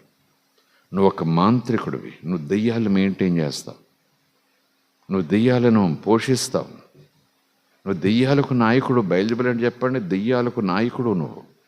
అందుకే గద్దిస్తే పోతున్నాయి, పో అంటే పోతున్నాయి, పో అంటే పోతున్నాయి అని చాలా తీవ్రంగా మాట్లాడారు. మోకింగ్, మామూలు మోకింగ్ కాదు, మోకింగ్. యేసు ప్రభువు మరి మీ పిల్లలు, మీ వాళ్ళు దేన్ని బట్టి, ఏ శక్తిని బట్టి వెళ్ళగొడుతున్నారు అని తిరుగు సమాధానం చెప్పాడు యేసయ్య. ఓకే, నేను దెయ్యాల నాయకుడిని, అందుకే దెయ్యాలు పోతున్నాయి. మరి మీరు ఏ శక్తిని బట్టి దెయ్యాలను వెళ్ళగొడుతున్నారు? మీరు కూడా దెయ్యాల నాయకులేనా? నోరు మూసుకోండి అంటూ ఒక మాట అన్నాడు. మనుష్య కుమారుడు అద్భుతాలు చేయటం, దెయ్యాలు వెళ్ళగొట్టడం చూసి మనుష్య కుమారుడు మీరు తిడితే తిట్టొచ్చు, దూషిస్తే దూషించవచ్చు, వెక్కిరిస్తే వెక్కిరించవచ్చు, నానా రకాల మాటలతో మీరు మాట్లాడితే పరిశుద్ధాత్మను దూషిస్తే, వెక్కిరిస్తే మీకు క్షమాపణ లేదు. నేను క్షమిస్తానేమో కానీ తండ్రి క్షమించడేమో. స్తోత్రం కలుగునుగాక. ప్రైజ్ ది లార్డ్, హల్లెలూయా. ఇంకా చివరికి వద్దాం. యేసును పట్టుకున్నారు, భయంకరంగా హింసిస్తున్నారు, ఉమ్ములు వస్తున్నారు, కోడాలతో కొట్టేస్తున్నారు. ఇంక మామూలు సంగతి కాదు. చివరికి సిలువ వేసేశారు. సిలువ మీద వేలాడుతున్నాడు. కేకలేస్తున్నారు, నవ్వుతున్నారు, మాక్ చేస్తున్నారు. రాజు లేదు, సైనికులు లేరు, దారిపోయే పెద్దలు లేరు. అందరూ చూసి పక్క నవ్వటమే. నువ్వు దేవుని కొడుకుపోయితే దిగురాలి. చివరికి నేరస్తుడు కూడా వెక్కిరించాడు. ఈయన్ని శిక్ష పొందుతూ వెక్కిరించాడు, అపహాస్యం చేశాడు. నువ్వు దేవుడు కొడుకుపోయితే నిన్ను రక్షించుకు, నన్ను రక్షించు. అంత దూరం mocking, beyond our imagination. Mocking ఏదో అవ్వాలి కదా అక్కడ. ఆ దొంగ హార్ట్ అటాక్ వచ్చేయాలి, కోడ ఏసీ లోపలి కోడ వేసి వాడు చేయబడిపోవాలి. నువ్వు భూతాలు నాయకుడు అని వీళ్ళు తిట్టినప్పుడు వెంటనే వాళ్ళ కళ్ళు పోవాలి, వాళ్ళ పక్షపాతం వచ్చేయాలి. ఏసు ఎందుకు ఊరుకున్నాడంటే క్షమిస్తాడు. స్తోత్రం కలుగునుగా. అయితే ఆ సిలువ మీద ఆయన పలికిన మాట వెనకాల ఒక ఆలోచన నాకు ఏమొచ్చిందంటే, నేనైతే క్షమించడానికి ఇష్టపడుతున్నా, క్షమించడానికి నన్ను తండ్రి పంపాడు అన్నట్టుగా. కానీ ఆ సిలువ మీద వేడుకుంటున్న విధానం చూస్తే దీనికి వాళ్ళు పర్యవసానం పొందుకుంటారు. స్తోత్రం కలుగునుగాక. భూమి మీదైనా పొందుకుంటారు తర్వాత ఖచ్చితంగా. అయినా సరే తండ్రి వీళ్లను క్షమించు, తాను క్షమించిన వారిని తండ్రి క్షమిస్తాడు. ఓకే, అది అది మస్ట్ అండ్ షుడ్. ఎందుకంటే తండ్రి ఏం చేయమంటే అది నేను చేస్తా, నేనేం చెప్పినా తండ్రి అది కూడా విని చేస్తాడు. అలాగా అన్న యేసయ్య వీళ్ళని క్షమిస్తూ, వీళ్ళను దూషించకుండా, వీళ్ళని కేకలేయకుండా, వీళ్ళని చెప్పించకుండా, వీళ్ళను అలాగే ఉంచి తండ్రికి రికమెండేషన్ చేస్తున్నాడు, క్షమించయ్యా అని. అంటే దీనికి తగిన విత్తనం వాళ్ళు కోస్తారు, పంట నువ్వు కాపాడాలి. స్తోత్రం కలుగునుగాక. ప్రైజ్ ది లార్డ్, హల్లెలూయా. దేవుని మనకి స్తోత్రం. సో ఆ చివరి అంశం మరలా మీ ముందు పెట్టాను, వదిలేశాను. చూద్దాం పరిశుద్ధాత్ముడు మిమ్మల్ని ఏ రీతిగా పైకి తీసుకొస్తాడు. హల్లెలూయా. దేవునికి స్తోత్రం కలుగునుగాక. హల్లెలూయా. ప్రైజ్ ది లార్డ్, హల్లెలూయా. మంచిది. నేను చెప్పుకున్నాను కదా, మోకరి అంటే ఏంటి, విక్రింత అంటే ఏంటి, దానికి కారణము జ్ఞానం లేకపోవటము, దేవుని పట్ల భయము లేకపోవటము. దీనిని ఎలా చూడగలం, అది ఎలాగ మనకు గుర్తు, ఎలాగ మనకు అది కనిపిస్తుందంటే వెర్బల్గా, రెండు క్రియలో, యాక్షన్లో, ప్రవర్తనలో కనిపిస్తుంది. రెండవది మాట తీరులో కనిపిస్తుంది అని. మరి ఎవరు అలాగ మోకింగ్ చేస్తారు? ఎలాంటి మనస్తత్వం ఉన్నవాళ్ళు మోకింగ్ చేస్తారు? ఎలాంటి స్వభావం ఉన్నవాళ్ళు అలాగను వెక్కిరింతలాగా దేవుని విషయంలో మామూలుగానే, ఇక దేవుని విషయంలో అంటే మరీని. ఎందుకు అనంటే ఫూల్స్, మూర్ఖులు. రెండవది దేవుని పట్ల భయము లేనివారు. మూడవది గర్విష్ఠులు, అహంకారం. గర్విష్ఠులు, గర్వము ఇతరులను విక్రించేలాగా మాట్లాడిస్తుంది. గర్వం అందం కావచ్చు, నైపుణ్యం కావచ్చు, ఈవెన్ విద్యా బుద్ధుల్లో కావచ్చు, ఈవెన్ బలంలో కావచ్చు. గొలియాతును చూస్తే, గొలియాతు వాడి కేకలు చూస్తే ఎవడొస్తాడోరండి, మీ దేవుడు కాపాడుతాడు అనుకుంటున్నారా నా చేతిలో నుంచి? మా ఫిలిస్తీన్ల దేవుళ్ళ కన్నా పెద్ద గొప్ప దేవుడా మీ దేవుడు? రమ్మనండి చూద్దాం, మీ దేవుడి నామం పేరటే రండి చూద్దాం, చూసుకుందాం రండి అని కేకలేస్తున్నాడు. మీరా పిరికి పందలు, 30 రోజులు టైం ఇచ్చాను, ఒకటి తక్కువ 30 రోజులు టైం ఇచ్చాను, వస్తే పోటీ పడదాం. అందరూ వద్దు, నాతో పోటీ పడండి. ఎవరు రాలేదా? యుద్ధమేమి లేదు, మీరు మీ దేశం వదిలేసిపోండి, లేకపోతే బానిసలుగా బ్రతకండి, మీ దేశం మాకు అప్పచెప్పండి. మీ దేవుడు గొప్ప కాదు, మీరు గొప్ప కాదు, తేలిపోతుంది, రండి చూసుకుందాం. ఎంత విక్కిరింత, ఎంత వికిలి. రండి చూసుకుందాం అంటాం కాదు, దేవుణ్ణి నానా దోషంలో ఆడుతున్నాడు. దేవుడా, చేతనైనోడా, ఎర్ర సముద్రచ్చాడా, రండి ఆ దేవుని బలంతో రండి, దేవుడు మిమ్మల్ని సంగతి చూసుకుంటా. అంత దూరం పోతున్నాడు. దావీదుకి ఎందుకు రోషం వచ్చింది? మీరు పొట్టుగా ఉన్నారు, మీరు బలహీనులు, మీకు బుద్ధి లేదు అంటే పెద్ద కోపం రాకపోవచ్చు. దేవుణ్ణి దూషిస్తున్నాడు, దేవుణ్ణి ఎంత విక్కిరిస్తున్నాడంటే దావీదు అంటాడు, సున్నత లేని వీడు దేవుణ్ణి అంటానికి ఎన్ని గుండెలు. స్తోత్రం కలుగునుగాక. కనుక అది గర్వాన్ని బట్టి కూడా రావచ్చు. బలం, ధనబలం బట్టి విక్కిరింత, కుల బలాన్ని బట్టి విక్కిరింత, అందం, అతిశయం దాన్ని బట్టి విక్కిరింత, నైపుణ్యం, టాలెంట్ని బట్టి. ఇవన్నీ కూడా అహంకారానికి, గర్వంలోని తీసుకెళ్ళి మన చేత అలాంటి విక్కిరింత మాటలు మాట్లాడిస్తాయి. గర్వము ఎవరి విత్తనం చెప్పండి? సాత్వికత్వం, దీనత్వం, తగ్గింపు ఎవరి విత్తనము? పరిశుద్ధాత్మ విత్తనం. గర్వము, అహంకారము, దూషణ, తిరస్కారము, చిన్న చూపు, లెక్క చేయకపోవటం, అది ఎవరి విత్తనాలు? అపవాది విత్తనాలు. స్తోత్రం కలుగునుగాక. మనం దేవుని పిల్లలమైనా సరే అపవాది అర్ధరాత్రి విత్తనాలు విత్తిపోయేలాగున మనం చోటిస్తూ ఉంటాం. ప్రభు అంటాడు, చోటు ఇవ్వకండి. స్తోత్రం కలుగునుగాక. ప్రైజ్ ది లార్డ్, హల్లెలూయా. దేవుని మనకి స్తోత్రం. కనుక గర్వము మోకింగ్ చేసేలా చేస్తుంది. దేవుని పిల్లలు దేవుని మాట వింటున్నాము అని అనుకుంటారు కానీ, దేవునికి లోబడుతున్నాము అంటారు కానీ, చర్చికి వస్తారు కానీ మనలో మనమాటగా శ్రద్ధగా వాక్యం వింటారు కానీ, ఆ వాక్యం చర్చి వరకే, ఆ విధేయత చర్చి వరకే, ఆ ప్రోగ్రాం వరకే, ఆ గంట వరకే. గుమ్మం దాటితే వాళ్ళకి దేవుని పిల్లలే కాదేమో అన్నట్టు. అది ఏదో వాళ్ళు తెలియక అని మనం చిన్న మాట అనుకోవచ్చు. మరి ఈ మాట అనుకుంటే ఎంత బాగుంటుంది? వాళ్ళు దేవుని పట్ల దొంగ భక్తి చూపిస్తున్నారు, కపటపు భక్తి. లేఖనం అదే చెప్తుంది. దేవుని మనకి స్తోత్రం. మాట విన్నవారిగా ఉండాలి. అదే యేసుప్రభు చెప్తారు కదా, నా మాట శ్రద్ధతో వినినవారు వినినట్టుగానే ఉంటారు. కానీ నా మాట విని ఆ ప్రకారంగా ఉండని వారు నా మాట విన్నారు కానీ వినలేదు, నా మాట విన్నారు కానీ వినలేదు అంటూ ఒక మాట కఠినంగా మాట్లాడారా, లేకపోతే నిజంగా నెట్టివేసేలాగా మాట్లాడా అంటే ఏమో. ఎందుకు నన్ను ప్రభా అని పిలుస్తారు? నేను చెప్పినట్లు చేయరు, నా మాట వింటారు. ఓకే, నా మాట వింటారు, ఎందుకు నా మాట వినరు అనటం లేదు. నా మాట వింటారు, చాలా శ్రద్ధగా వింటారు, చాలా గొప్పగా వింటారు.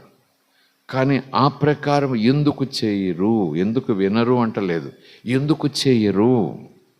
మరి ఎందుకు నన్ను ప్రభు అని పిలుస్తారు అంటే, యేసు ప్రభు ఆ మాటను ఏ దృష్టితో చూస్తున్నాడబ్బా అని రాత్రి సబ్జెక్ట్ బట్టి ఆలోచన చేస్తే అది వెక్కిరింతగా ఫీల్ అవుతున్నాడు యేసయ్య.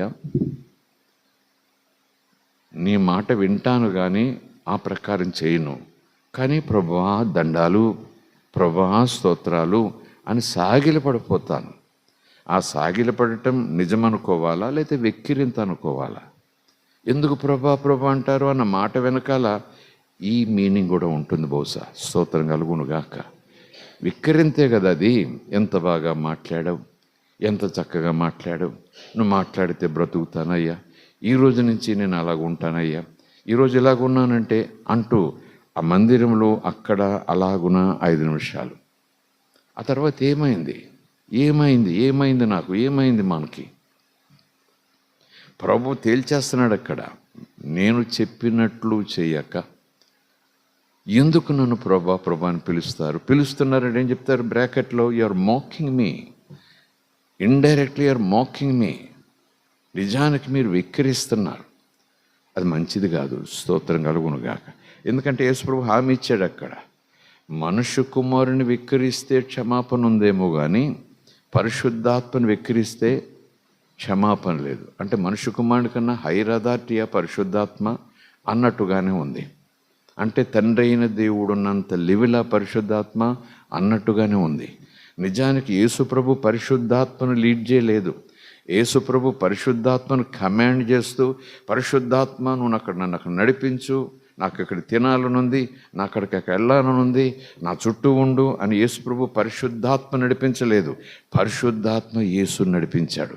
స్తోత్రం కలుగునుగాక. పరిశుద్ధాత్మను పొందిన వారు పరిశుద్ధాత్మ నడిపించరు, పరిశుద్ధాత్మ చేత నడిపించబడతారు. స్తోత్రం కలుగునుగాక.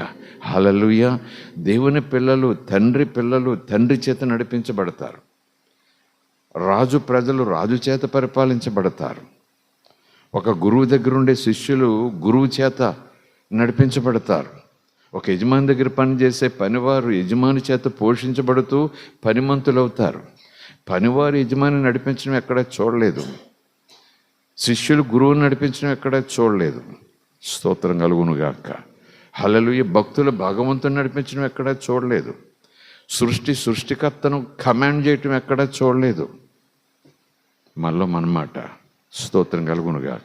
ఇవి మనకు తెలియకపోతే తెలియకుండానే మనము దేవుని వెక్కిరించే గుంపులో జాయిన్ అవ్వటానికి అప్లికేషన్ పెట్టుకున్నంత రీతేమో. అందుకే దేవుడు మీరు జ్ఞానం కలిగి ఉండాలి కనుక బోధ వినండి, మీరు జ్ఞానం కలిగి ఉండాలి కనుక ధ్యానం చేయండి, జ్ఞానం కలిగి ఉండాలి కనుక లేఖనాలు వినండి. పరిశుద్ధాత్మ మీకు చాలా విషయాలు చెప్తాడు. స్తోత్రం కలుగునుగాక. హల్లెలూయా. తండ్రి యొక్క కుమారుని యొక్క మాటలే జ్ఞాపకం చేస్తాడు కానీ ఆయన మాటల్లో నుంచి బోధ చేస్తాడు. మీకు ఆత్మ నడిపింపేదో, శరీరం నడిపింపేదో, లోకపు నడిపింపేదో చక్కగా ఏది దేవునిని వెక్కిరించటం అవుతుందో, ఏది దేవునిని వెక్కిరించటం అవ్వదో మీకు తెలియాలంటే లేఖనం దగ్గరికి వెళ్ళాలి. స్తోత్రం కలుగునుగాక.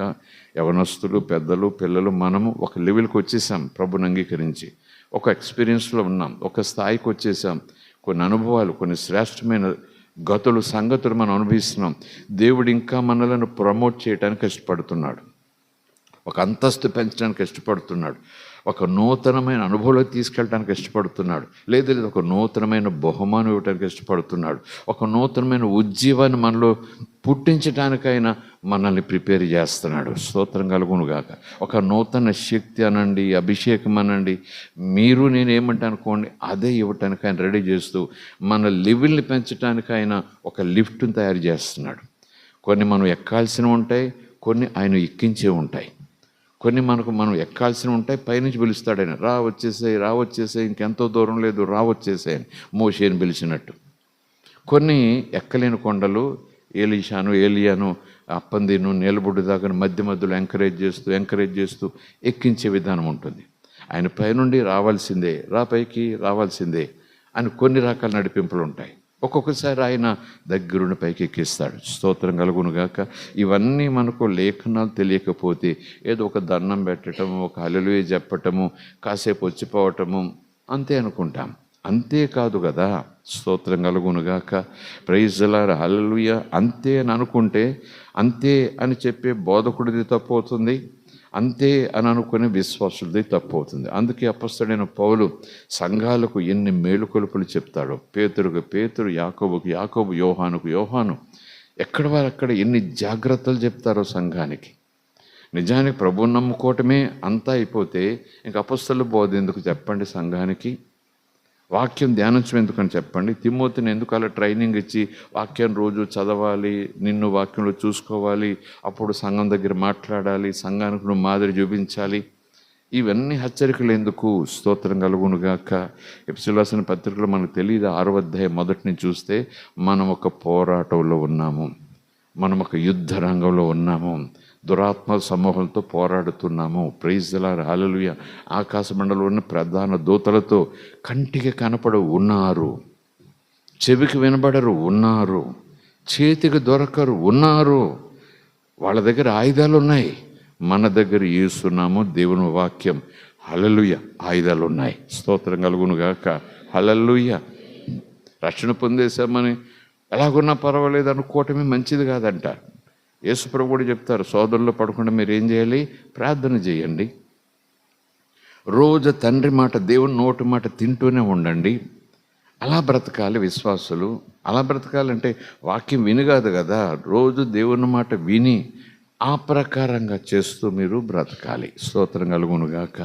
దేవుని నోటి నుంచి మాట వచ్చింది, ఈ బాక్సులు పట్టుకున్నా నిండుగా, అది నిండిపోయింది. దేవుడు మాట్లాడుతున్నాడు, ఈ బాక్సులు పట్టుకున్నా నిండిపోయింది. దేవుడు మాట్లాడుతున్నాడు, నేను తినటానికట, ఆరోగ్యంగా ఉండటానికట, ఈ బాక్సులు పట్టుకున్నా నిండిపోయింది. అవన్నీ పట్టుకెళ్ళి బీరువాలో చక్కగా పెట్టుకున్నాను మన్నా మాదిరిగా. నాకు ఓపిక వస్తుందా? ఓపిక పోతుందా? ఆ మాట స్టోర్ చేసుకోవటానికి కాదు, ఆ మాట మనసులో స్టోర్ చేసుకుని రోజు దాంట్లోంచి ఎనర్జీ నా ఆత్మలోకి వెళ్ళాలి, నా మనసులోకి వెళ్ళాలి.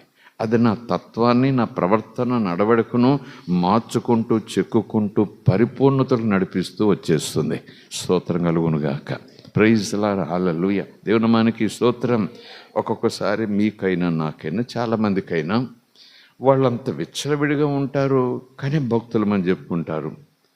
అంత పెద్ద సంఘం అయిపోయింది, అంత పెద్ద బిల్డింగ్ కట్టేశారు, ప్రతి వాళ్ళు ఇన్ని కార్లు తిరుగుతారు. అమ్మో, వాళ్ళ వైఖరి చూస్తూ ఉంటే, వాళ్ళ వేషధారణ చూస్తుంటే అసలు వాళ్ళ దగ్గర లోకం నేర్చుకోవాలేమో ఫ్యాషన్స్ అన్నట్టుగా ఉంది.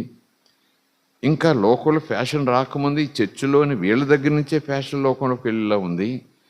అయినా వాళ్ళు చాలా దీవించబడుతున్నారు. వాళ్ళంతా అలాగుంటే నేనేంటి పెంతుకోస్ సంఘం ఇలాగ ఉండకూడదు, అలాగ ఉండకూడదు, ఇలాగట అలాగట, విసుక్కోకూడదు, రాత్రంతా ప్రార్థన చేయాలట, దేవునితో పెనుగులాడాలట, ప్రభు కూడా జాగ్రత్త అంటాడు. మరి వాళ్ళేంటి అలాగా?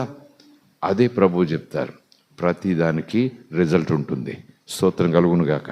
క్షమాపణ అయితే ఉంది, నా దగ్గర నుంచి వాళ్ళకైనా ఎవరికైనా క్షమాపణ, కృప, ప్రేమ ఫ్రీ. కానీ వాళ్ళు నిప్పు చేత్తో పట్టుకుంటామంటే ఎవరొద్దంటారు? నిజానికి యేసు ప్రభువుని అపవాది శోధిస్తున్నాడు, ఛాలెంజ్ చేస్తున్నాడు. నీ దేవుడు నీకు మాట ఇచ్చాడు కదా, నువ్వు దూకితే ఎంత ఎత్తు నుంచి దూకినా నీ పాదాలకు రాయి తగలకుండా ఏమంటుంది? ఒక దూతను పెట్టుంచాడు, ఆజ్ఞాపించుంచాడు, దూకేసే నీకేమవుదు అన్నాడు. జాంబియా వెళ్ళిన కొత్తలో బైబిల్ స్టడీ చేసేవాళ్ళం.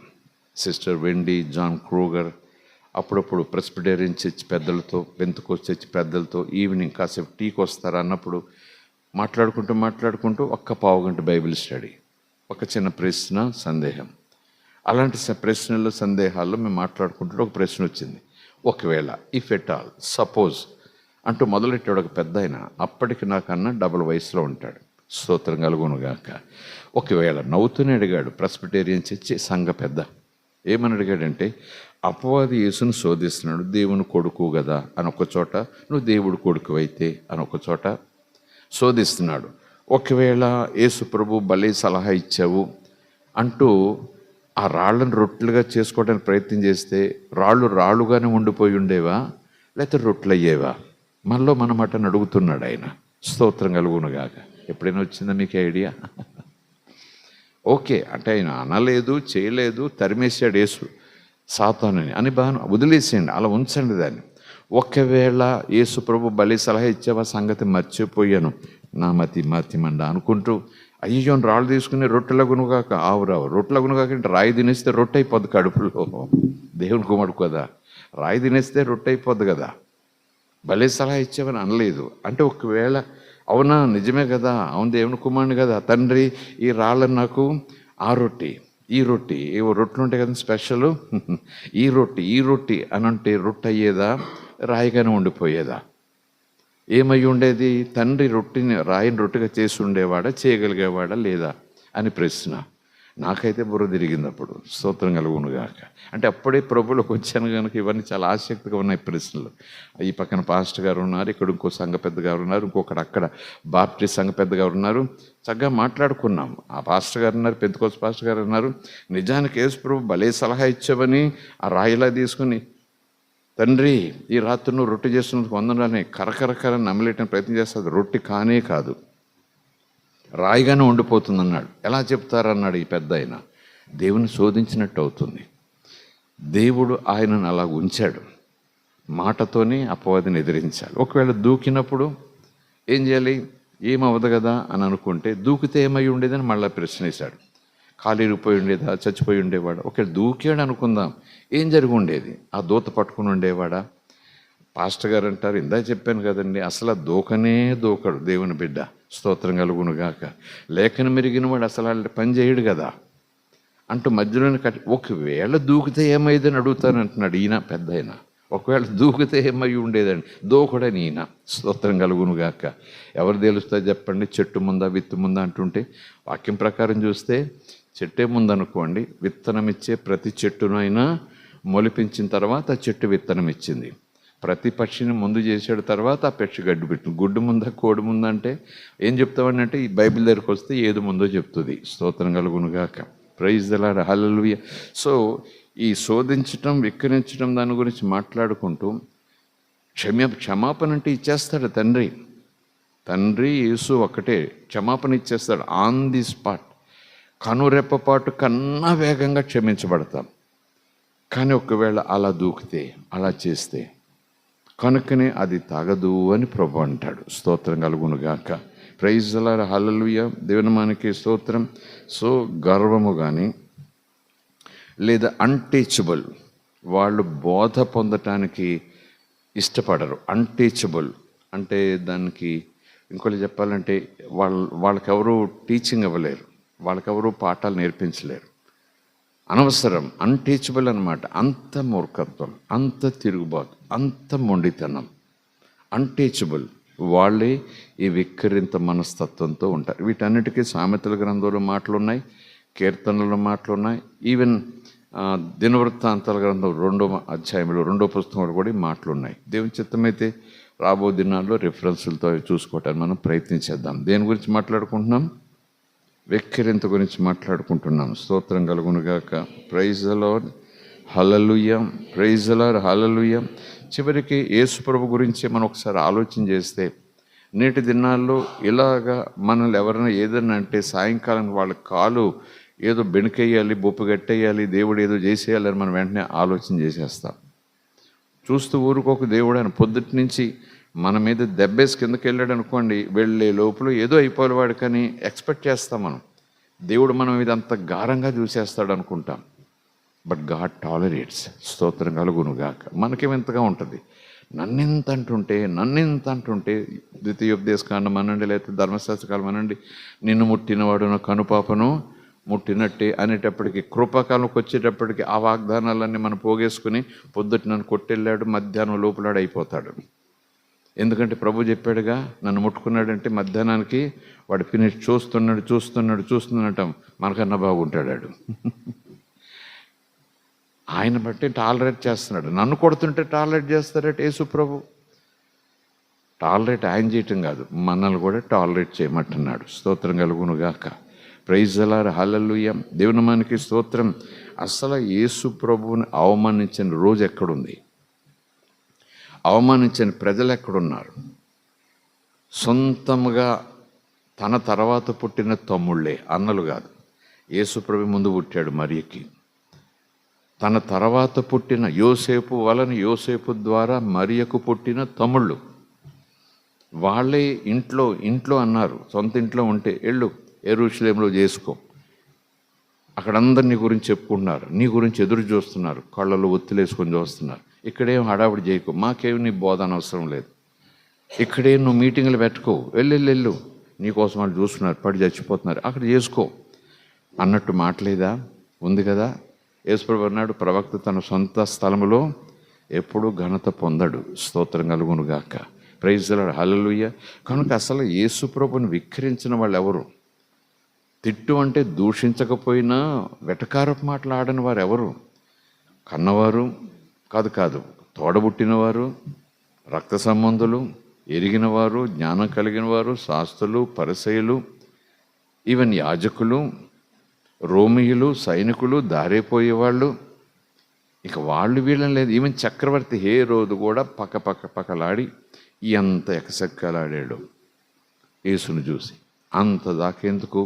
చివరికి ఒక పక్క సిలువేయబడి, చీలలు కొట్టబడి, భయంకరంగా నరకయాతన అనుభవించే ఆ దొంగ కూడా ఈయన మాట అంటానికి, తాను సొంత నరకయాతన అనుభవిస్తూ నేరస్తుడని రుజువైపోయి శిక్షించబడుతూ హీనంగా అందరి చేత వెక్కిరించబడేవాడు కూడా ఈయన వెక్కిరిస్తున్నాడు చచ్చిపోయే ముందు. మోకింగ్.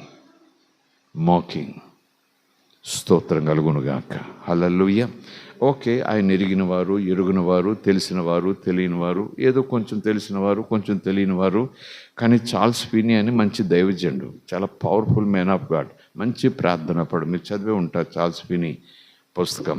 ఆయన ఒక మాట అంటాడు, వీళ్ళంటే వాళ్ళ స్థాయిలో వాళ్ళకున్న అజ్ఞానాన్ని బట్టి, వాళ్ళకున్న మూర్ఖత్వాన్ని బట్టి, వాళ్ళకున్న గర్వాన్ని బట్టి, వాళ్ళకున్న మొండితనాన్ని బట్టి, వాళ్ళకున్న తెలివి తక్కువతనాన్ని బట్టి వాళ్ళు అన్నారు. మరి దేవుని సంఘం, దేవుని ప్రజలు, దేవుని పిల్లలు ఆయన మోక్ చేస్తున్నట్టుగా జీవిస్తే అదెవరు భరించాలి? అదెవరు భరిస్తారు? స్తోత్రం కలుగునుగాక. ఐ లవ్ యూ జీసస్ అంటూ ఆయన ప్రేమించిన తత్వంతో ఉంటే మరి దాన్ని ఏమనాలి అంటాడు చార్ల్స్ ఫినీ గారు. స్తోత్రం కలుగునుగాక. Praise the lord. హల్లెలూయా. నిన్ను ప్రేమిస్తున్నాను అంటూ, నన్ను ప్రేమించేవారు నా మాట వింటారని నేను ముందే చెప్పేశాడు. నన్ను ప్రేమించేవారు నా మాట వింటారని ముందే చెప్పాడు. నిన్ను ప్రేమిస్తున్నాను అంటూ డ్రమ్ములు మంచి వేగంగా కొట్టేస్తూ, శబ్దంతో కొట్టేస్తూ, అబ్బో పైకి కిందకి నేను ఎంత పాడేసినా వాక్యం చెప్పేస్తూ నువ్వు ప్రేమిస్తే ఆయన మాటను ప్రేమించాలి, ఆయన మార్గాన్ని ప్రేమించాలి, ఆయన ప్రవర్తించు అనే విధానాన్ని ప్రేమించాలి, ఆయన ఇష్టాన్ని ప్రేమించాలి, ఆయన నిర్ణయాలను ప్రేమించాలి, ఆయన ఉద్దేశాలను ప్రేమించాలి.